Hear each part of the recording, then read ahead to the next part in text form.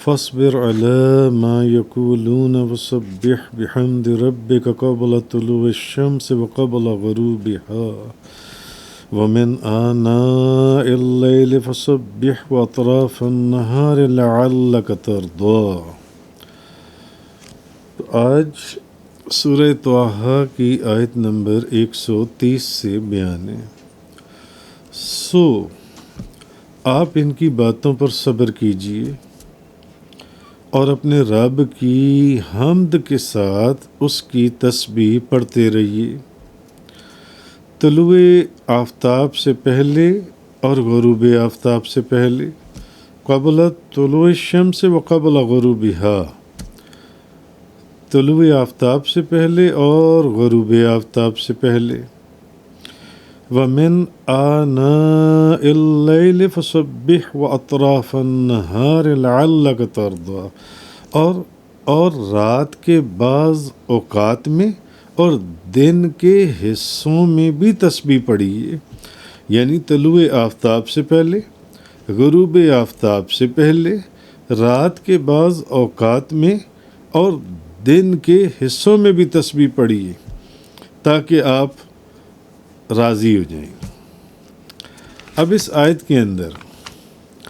اللہ نے آپ کو یہ حکم دیا کہ محبوب صبر کیجئے،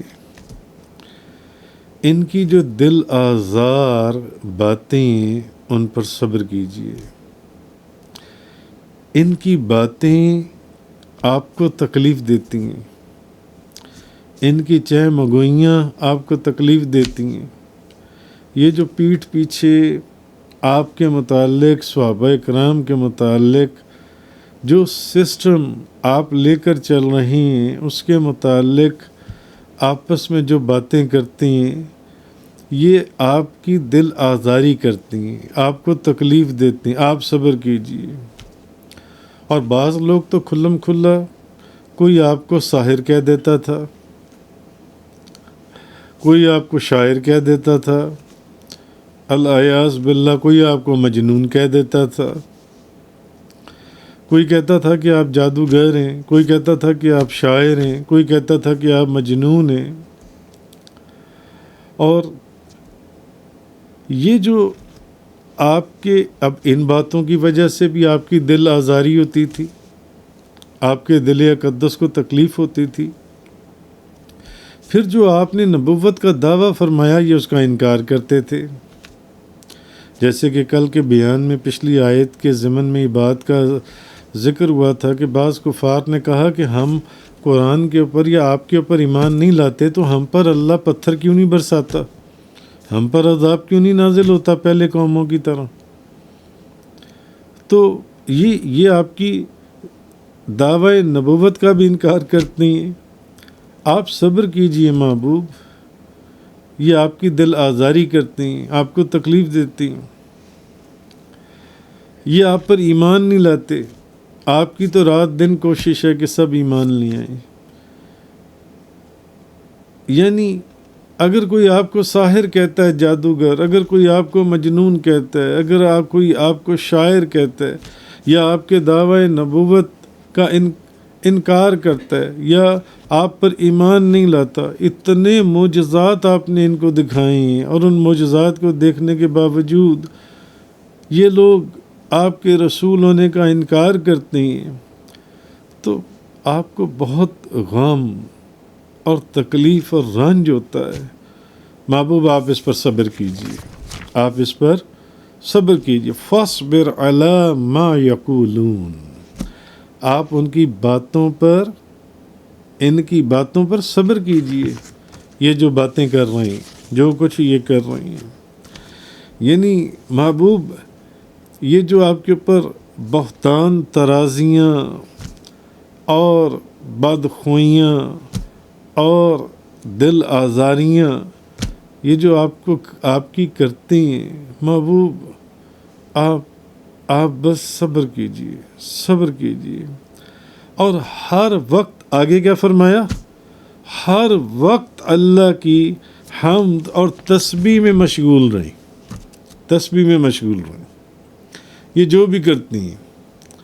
اس لیے آپ دیکھ لیں انبیاء اور اولیاء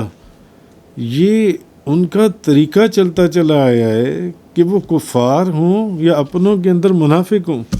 ان کی باتوں کے پر صبر کرتی ہیں اور اپنی اللہ کے ذکر اور اپنے مشن کے اوپر قائم رہتی ہیں، بھلے کوئی قریب آئے بھلے کوئی دور چلا جائے، بھلے کوئی جڑ جائے بھلے کوئی ٹوٹ جائے، وہ حق بات کرنے سے کبھی گھبراتے نہیں ہیں، پیچھے نہیں ہوتے۔ اچھا، اب ان کی باتوں پر صبر کیجئے اور ہر وقت اللہ کی تسبیح میں گم رہیے۔ کیا فرمائے؟ وَسَبِّحْ بِحَمْدِ رَبِّكَ، اور اپنے رب کی حمد کے ساتھ اس کی تسبیح پڑھتے رہیے، قبل طلوع الشمس، طلوع آفتاب سے پہلے، وقبل غروبها، اور غروب آفتاب سے پہلے، وَمِنْ آنَاءِ اللَّيْلِ، اور رات کے بعض حصوں میں، اوقات میں، فسبح وطراف النہار، اور دن کے حصوں میں بھی تسبیح پڑھتے رہیے، لعلک ترضی، تاکہ آپ راضی ہو جائیں۔ اب فرمایا یہ کہ آپ کا کام یہ ہے کہ آپ اللہ کی حمد اور تسبیح میں مشغول رہیں۔ جب آپ صبر کرتے ہوئے یہ لوگ جو کچھ بھی کرتے ہیں آپ کے ساتھ،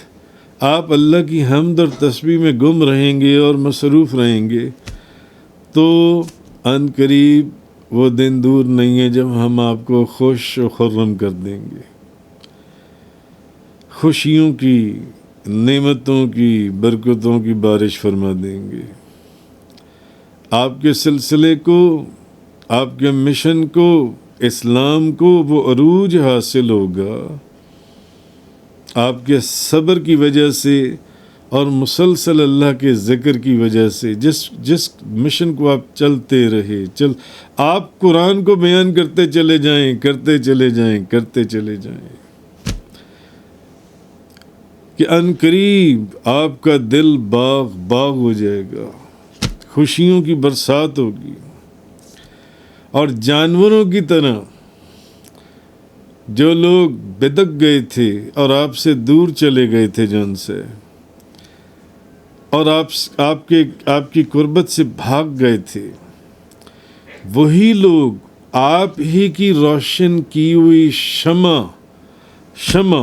شمع ہدایت پر پروانہ وار نثار ہوں گے، وہی لوگ واپس لوٹیں گے۔ اور آپ دیکھیں تاریخ کیا کہتی ہے، وہی لوگ واپس لوٹیں گے اور آپ ہی کی ہدایت کی شمع جو آپ نے روشن کی ہے اس کی روشنی سے فائدہ اٹھائیں گے جن سے۔ وہ دن دور نہیں ہے جب ان کی ساری خوشیاں اور ان کی تمنائیں اور آرزوئیں اس بات کے اندر سمٹ جائیں گی کہ آپ کی پلک کے ایک اشارے کے اوپر وہ آپ کے قدموں کے اوپر آپ کے قدموں سے اپنی جان، اپنے سر قربان کر دیں گے جن سے۔ تو اللہ پاک نے فرمایا محبوب آپ صبر کیجئے، آپ جس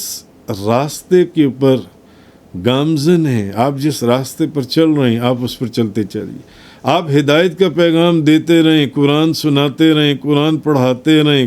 قرآن پڑھتے رہیں۔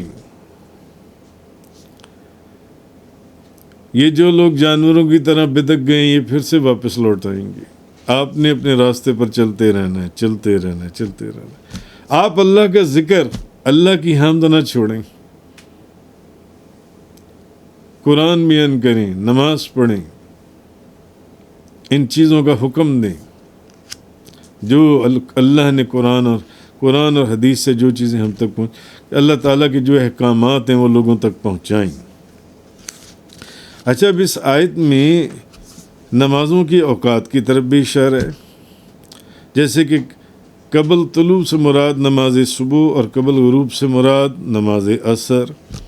پھر نماز عشاء اور تہجد اور ظہر اور مغرب جنسی ہے۔ تو اب اللہ نے فرمایا کہ صبر کے بعد آپ اللہ کی حمد اور اس کی تسبیح کے اندر گم ہو جائیں، ہمہ وقت اللہ کا ذکر اور اس کی تسبیح اور حمد بیان کرتے رہیں جن سے۔ اور پھر اللہ نے اوقات بھی بیان فرما دیے کیونکہ اللہ کی حمد اور تسبیح بیان کرنے سے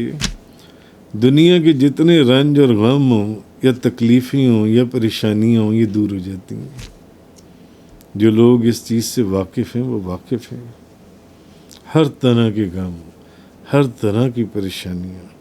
تکلیفیں دور ہو جاتی ہیں، اور صبر کرنے سے انسان کو طاقت حاصل ہوتی ہے. اب ان اوقات میں اسپیسیفکلی اللہ تعالیٰ نے یہ جو اوقات بتائی ہیں اگر غور کریں تو یہ نمازوں کی طرف اشارہ کرتی ہیں. اب طلوع شمس سے پہلے حمد اور تسبیح پڑھنے سے مراد فجر کی نماز ہے، اور غروب شمس سے پہلے تسبیح اور حمد پڑھنے سے مراد ظہر اور عصر کی نمازیں ہیں، کیونکہ یہ دونوں نمازیں غروب آفتاب سے پہلے پڑھی جاتی ہیں. اور رات کے وقت میں تسبیح، اوقات میں تسبیح پڑھنے سے مراد سب سے پہلے تو مغرب اور عشاء کی نمازیں ہیں، کیونکہ سب سے پہلے تو حمد اور تسبیح اور ذکر یہ نمازیں ہیں. اور دن کے حصوں میں جو تسبیح کا فرمایا گیا ظہر اور عصر کی نماز ہے. تو حمد اور تسبیح کرنے اور نماز پڑھنے کا جو سب سے افضل وقت لکھا گیا اور بتایا گیا ہے وہ رات کا وقت ہے، کیونکہ رات کے وقت میں لوگوں پر ایک سکون سا طاری ہوتا ہے اور لوگ دن بھر کے کام کاج سے فارغ ہو چکے ہوتے ہیں، اور وہ رات کے وقت پھر جب تھکاوٹ کی وجہ سے ذہن کو سکون دیتے ہیں، آرام کرتے ہیں، اور پھر جو اس حالت میں اٹھ کر تہجد کی نماز پڑھے، قرآن کریم کی تلاوت کرے، اس حالت میں اس کو پھر اللہ تعالیٰ بہت اجر اور ثواب دیتا ہے. تو عبادت کے اندر اور اسپیشلی رات کے وقت عبادت کے اندر بہت کوشش کرنی چاہیے، بہت زیادہ. اب آگے فرمایا اللہ تبارک و تعالیٰ نے لعلک ترضی، تاکہ آپ راضی ہو جائیں. بڑا ہی لطیف، بڑا ہی کمال کلام، آپ راضی ہو جائیں اس امید پر کہ محبوب تم راضی ہو جاؤ. یعنی محبوب یہ جو اوقات میں نے بتائے ہیں، طلوع شمس سے پہلے، طلوع غروب سے پہلے، غروب آفتاب سے پہلے، رات کے اوقات میں، دن کے اوقات میں، آپ ان اوقات میں اس امید پر اللہ کی تسبیح بیان کرتے رہیں کہ آپ اللہ کے فضل اور عطا، اس کے انعام و اکرام سے راضی ہو جائیں، اور آپ کو امت کے حق میں شفیع، شفاعت کرنے والا بنا کر آپ کی شفاعت قبول فرمائے. محبوب آپ کو راضی کرے، آپ راضی ہو جائیں. علامہ احمد ساوی رحمۃ اللہ علیہ آپ تفسیر ساوی کے اندر فرماتے ہیں کہ اس کلام کو، یہ جو اس آیت کے اخیر کے اندر اللہ نے فرمایا، ذرا وہ غور سے سنیں، اس کو غور سے پڑھیں، اس کے اوپر توجہ کریں، اس کو دیکھیں. وہ کیا فرماتے ہیں کہ آپ دیکھو کہ اس کلام سے معلوم یہ ہوتا ہے کہ نبی کریم صلی اللہ علیہ وسلم اللہ رب العالمین کے حبیب ہیں. وہ فرماتے ہیں کہ ثابت ہوتا ہے، اس سے معلوم ہوتا ہے، اس سے کہ نبی پاک صلی اللہ علیہ وسلم اللہ کے حبیب ہیں، اللہ کے محبوب ہیں، اور ساری مخلوق سے افضل ہیں نبی پاک صلی اللہ علیہ وسلم. کیونکہ آپ فرماتے ہیں کہ ذرا غور تو کرو کہ اللہ نے یہاں یہ نہیں فرمایا کہ جب آپ یہ نمازیں پڑھو گے، فجر کی، ظہر کی، عصر کی، مغرب کی، عشاء کی، تہجد کی، ساری جو نمازیں ہیں، اور اللہ کی تسبیح اور حمد بیان کرو گے، تو اللہ نے یہ نہیں فرمایا کہ اس حمد، یہ صبر کرنے کی وجہ سے، ان نمازوں کے پڑھنے کی وجہ سے، اس حمد کی وجہ سے یہ جب سارے کام کرو گے تو پھر ایسا ہوگا، یعنی کہ تاکہ میں آپ جب یہ سارے کام کرو گے، آپ یہ کام کرو تاکہ میں آپ سے راضی ہو جاؤں. آپ یہ کام کرو تاکہ میں آپ سے راضی ہو جاؤں. امام علامہ احمد ساوی رحمۃ اللہ علیہ فرماتے ہیں اللہ نے یہ نہیں فرمایا، ایسے نہیں فرمایا تاکہ میں آپ سے راضی ہو جاؤں، اور نہ ہی اس نے کوئی اس سے ملتا جلتا کلام ارشاد فرمایا تاکہ آپ کو میری رضا حاصل ہو جائے. آپ یہ سارے کام کرو محبوب، اللہ کی حمد بیان کرو، تسبیح بیان کرو، نمازیں پڑھو، صبر کرو تاکہ آپ کو میری رضا حاصل ہو جائے، تاکہ آپ کو میری رضا حاصل ہو جائے، یا تاکہ میں آپ سے راضی ہو جاؤں. اللہ نے اس طرح کا کوئی کلام نہیں فرمایا. فرمایا لعلک ترضی، محبوب اے حبیب یہ سارے کام کیجئے تاکہ آپ راضی ہو جائیں، تاکہ آپ راضی ہو جائیں. بڑی کمال اس کے اندر اللہ نے ارشاد فرمایا. یہ نہیں فرمایا کہ میں آپ سے راضی ہو جاؤں، اور یہ بھی نہیں فرمایا تاکہ آپ کو میری رضا حاصل ہو جائے، نہیں، فرمایا تاکہ محبوب آپ راضی ہو جائیں. اچھا، اب نبی کریم صلی اللہ علیہ وسلم آپ راضی ہو جائیں کیسے؟ اب حضور کا فرمان ہے، حضور نے فار ایگزامپل بات نماز کی ہو رہی تھی تو نبی کریم صلی اللہ علیہ وسلم نے فرمایا کہ میری آنکھوں کی ٹھنڈک جو ہے وہ نماز میں رکھ دی گئی ہے. میری آنکھوں کی ٹھنڈک نماز میں رکھی گئی ہے. اچھا، ایک اور حدیث ہے، حضرت عائشہ صدیقہ طیبہ طاہرہ زاہدہ عابدہ رضی اللہ تعالیٰ عنہا، آپ کا یہ قول ہے کہ آپ فرماتی ہیں کہ جس میں آپ فرماتی ہیں کہ آپ اب نبی کریم صلی اللہ علیہ وسلم سے عرض کرتی ہیں کہ یا رسول اللہ میں حضور کے رب کو دیکھتی ہوں کہ وہ حضور کی خواہش میں جلدی فرماتا ہے. بی بی عائشہ فرماتی ہیں کہ یا رسول اللہ میں آپ کے رب کو دیکھتی ہوں کہ وہ آپ کی خواہش میں جلدی فرماتا ہے. اور پیچھے میں نے آپ کو ایک حدیث فرمائی کہ نبی پاک صلی اللہ علیہ وسلم نے فرمایا میری آنکھوں کی ٹھنڈک نماز میں رکھی گئی ہے. اور بی بی عائشہ صدیقہ فرماتی ہیں کہ میں دیکھتی ہوں، میں حضور کے رب کو دیکھتی ہوں کہ وہ حضور کی خواہش میں جلدی فرماتا ہے. تو نبی پاک صلی اللہ علیہ وسلم کو اب یہاں پھر وہ فرماتی ہیں کہ نماز کا حکم اس لیے نہیں دیا گیا، حضور کو نماز کا بظاہر تو یہاں خطاب حضور سے ہے کہ صبر کریں اور پھر یہ ان اوقات میں اللہ کی تسبیح اور نمازیں پڑھیں.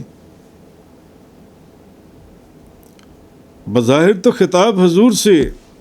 مگر علامہ احمد ساوی فرماتے ہیں کہ رسول کریم صلی اللہ علیہ وسلم کو نماز کا حکم اس لیے نہیں دیا گیا کہ معاذ اللہ، یعنی کہ ان کی کوئی خطا ہے جو معاف ہو جائے کہ حضور نماز پڑھیں گے تو، یا اس لیے نہیں دیا گیا کہ نماز ادا کرنے کی وجہ سے اللہ ان سے راضی ہو جائے، بلکہ اس لیے دیا گیا ہے کہ آپ صلی اللہ علیہ وسلم راضی ہو جائیں.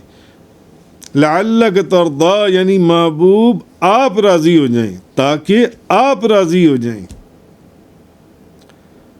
تو اس لیے دیا گیا ہے یہ حکم جون سے تاکہ حضور راضی ہو جائیں. اچھا، اب حضور کیسے راضی ہوں گے؟ کیونکہ نبی پاک صلی اللہ علیہ وسلم نے فرمایا کہ اب نماز میں نبی پاک صلی اللہ علیہ وسلم اللہ تبارک و تعالیٰ اپنے رب کی بارگاہ میں حاضری دیتے ہیں. اب نماز میں حضور کی آنکھوں کی ٹھنڈک رکھی گئی ہے، نبی پاک صلی اللہ علیہ وسلم کی آنکھوں کی ٹھنڈک ہے. اب حضور کی آنکھوں کی ٹھنڈک کی خاطر حضور کو نماز کا حکم دیا گیا تاکہ حضور راضی ہو جائیں. اس لیے نہیں دیا گیا کہ معاذ اللہ. علامہ سخاوی فرما رہے ہیں اس لیے دیا گیا کہ جیسے کہ حضور نے فرمایا نماز میں میری آنکھوں کی ٹھنڈک ہے، اس لیے دیا گیا کہ جب آپ نماز پڑھیں گے تو آپ اللہ کی بارگاہ میں پہنچ جائیں گے اور وہ آپ کی آنکھوں کی ٹھنڈک ہے، اللہ کا قرب، اللہ کی بارگاہ، تاکہ آپ راضی ہو جائیں۔ جس میں آپ کی آنکھوں کو ٹھنڈک حاصل ہو، تو آپ کی آنکھوں کو ٹھنڈک اس چیز سے حاصل ہوتی ہے، تو پھر آپ نماز پڑھیے۔ اس لیے علامہ سخاوی نے فرمایا کہ یہ اس حصے سے یہ پتہ چلتا ہے کہ نبی کریم صلی اللہ علیہ وسلم آپ اللہ رب العالمین کے حبیب ہیں اور ساری مخلوق سے افضل ہیں، کیونکہ اللہ نے یہ نہیں فرمایا تاکہ میں آپ سے راضی ہو جاؤں، یا تاکہ آپ کو میری رضا حاصل ہو جائے، نہیں، بلکہ فرمایا تاکہ محبوب آپ راضی ہو جائیں۔ عجیب و غریب، کمال کلام۔ آپ فرماتے ہیں یہاں سے ثابت ہوتا ہے کہ آپ ساری مخلوق سے افضل ہیں اور اللہ کے محبوب ہیں، ساری مخلوق سے افضل ہیں اور اللہ کے محبوب ہیں جو ان سے۔ تو یہ مقام حضور کا صدقہ بعض اولیاء کاملین کو بھی حاصل ہوا ہے جو ان سے۔ اچھا، دوسری چیز یہ بھی ہے کہ اب کہ اللہ آپ کو اتنا ثواب عطا فرمائے گا کہ آپ راضی ہو جائیں، ایک اس کے یہ بھی معنی ہو سکتی ہیں کہ آپ کو اتنا ثواب، اب یہ اس کے علاوہ دوسری تفسیریں ہیں، دوسری، تیسری، چوتھی، کہ اللہ آپ کو اتنا ثواب عطا فرمائے گا کہ آپ راضی ہو جائیں۔ آپ کو راضی کرنا ہے نا، آپ راضی ہو جائیں۔ یہ نہیں فرمایا تاکہ میں راضی ہو جاؤں، نہیں، بلکہ آپ راضی ہو جائیں۔ اور دوسرا یہ کہ آپ کا رب آپ کی شفاعت جو کہ آپ چاہتے ہیں، آپ کی خواہش ہے، احادیث سے ہمیں پتہ چلتا ہے، اتنی زیادہ شفاعت قبول فرمائے گا آپ راضی ہو جائیں گے۔ ایک یہ بھی وجہ ہے، یا آپ کو اتنا ثواب عطا فرمائے گا کہ آپ راضی ہو جائیں گے، یا اللہ تعالیٰ آپ کو ایسی فتوحات عطا فرمائے گا، اور آج جس کی وجہ سے آپ پریشان ہیں اس دین میں ایسا غلبہ عطا فرمائے گا کہ آپ راضی ہو جائیں گے، یا اللہ تعالیٰ آپ کی امت کے لوگوں کو باقی امتوں سے اس قدر زیادہ عطا فرمائے گا کہ آپ راضی ہو جائیں گے۔ کیونکہ حضور تو امت کے حق میں پھر چاہتے ہیں کہ بس میری امت کی خیر ہو، میری امت کی خیر ہو، یا اللہ تعالیٰ آپ کی امت کے اس قدر زیادہ گنہگاروں کی مغفرت فرمائے گا اور آپ کی امت کے اس قدر زیادہ افراد کو جنت میں داخل فرمائے گا، آپ راضی ہو جائیں گے۔ جتنی مرضی اس کی تفسیریں کرتے چلے جائیں، مقصد ہے آپ کو راضی کرنے کا۔ جب محبوب کو راضی کرنا ہو تو پھر محبوب کی ہر مرضی کی طرف توجہ کی جاتی ہے تاکہ آپ راضی ہو جائیں، تاکہ آپ راضی ہو جائیں، تاکہ آپ راضی ہو جائیں۔ تو اللہ تعالیٰ آپ کو اتنی چیزیں عطا فرمائے گا جو آپ کو پسند ہیں، جن سے آپ راضی ہو جائیں، یا پھر اللہ تعالیٰ آپ کو اپنا دیدار عطا فرمائے گا جس سے آپ راضی ہو جائیں۔ مفسرین نے بے شمار اس کی تفسیر فرمائی، کیونکہ محبوب آپ نماز اس کیفیت میں پڑھتے تھے، نبی کریم صلی اللہ علیہ وسلم آپ جب نماز پڑھتے تھے تو آپ ایسے پڑھتے تھے کہ جیسے آپ اللہ کو دیکھ رہی ہیں، اللہ کو دیکھتے ہوئے نماز پڑھتے تھے۔ تو اللہ کے دیدار پر آپ راضی ہو جائیں۔ تو اصل چیز یہ ہے کہ نبی پاک صلی اللہ علیہ وسلم کی رضا اور اللہ کی رضا کوئی الگ چیز نہیں ہے، کوئی علیحدہ چیز نہیں ہے۔ آپ ان چیزوں سے راضی ہوتے ہیں جن سے اللہ راضی ہوتا ہے، لہذا آپ کی رضا اللہ کی رضا اور اللہ کی رضا آپ کی رضا ہے، نبی کریم